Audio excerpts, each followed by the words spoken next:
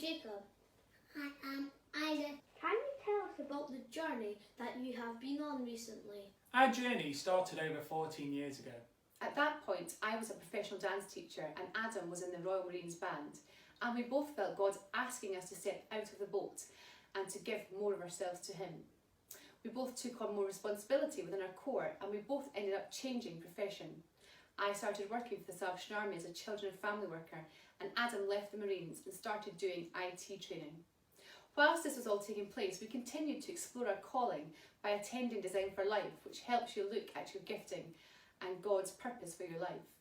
We also spent many late nights speaking to our old DYO, talking with friends who were going through the process and praying that God would clearly reveal His plan for our lives. I still felt God was asking for more from me, and I moved into the role of Divisional Youth Specialist for West Scotland.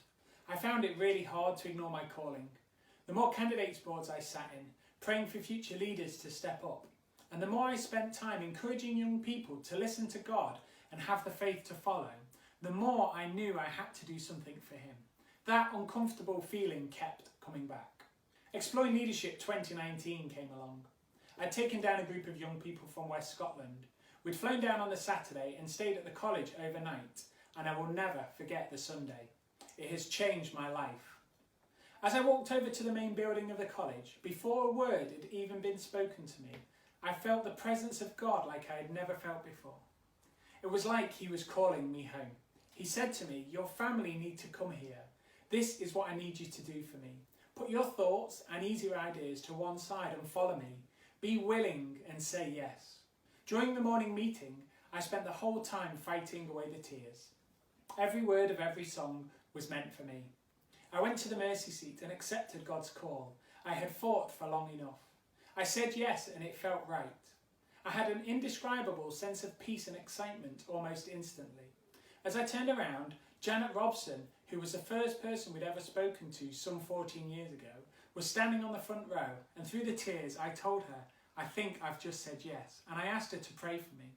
I knew I was ready and that Karen and I would be okay. We would be able to trust in God, but I worried for my kids. I asked her to pray for them and for me to have the peace that they would be okay. That afternoon, I can't really remember what the TC said. I hope he's not watching this. But he preached on Hebrews 11, and the very next verse was verse 8, which says, "It was by faith that Abraham obeyed when God called him to leave his home and go to another land that God would later give him as his inheritance. He went without knowing where he was going. And even when he reached the land God promised him, he lived there by faith, for he was like a foreigner living in tents, and so did Isaac and Jacob, who inherited the same promise."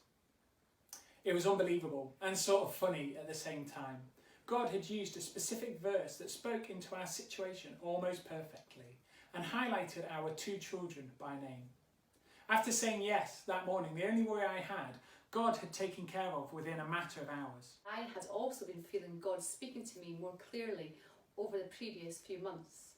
I then spent the following year praying and asking God to give me a similar lightning bolt confirmation. Adam and I attended Design for Life again, and in February 2020, just before the pandemic started, we attended the Youth and Children's Weekend Serve. God spoke to me really clearly that weekend through songs, Bible readings, speakers, and an officer who had virtually the same story as mine.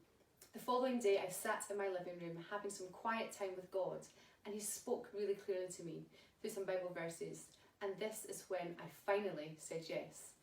Instantly, I felt as if a weight had been lifted off my shoulders, and all I had to do was just be willing.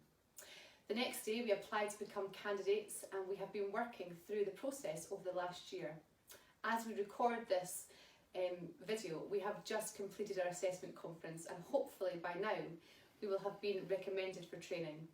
We still have worries, and we still are nervous, for the boys especially, but we serve a God who provides for those He calls. Thanks for letting us share our story. Bye!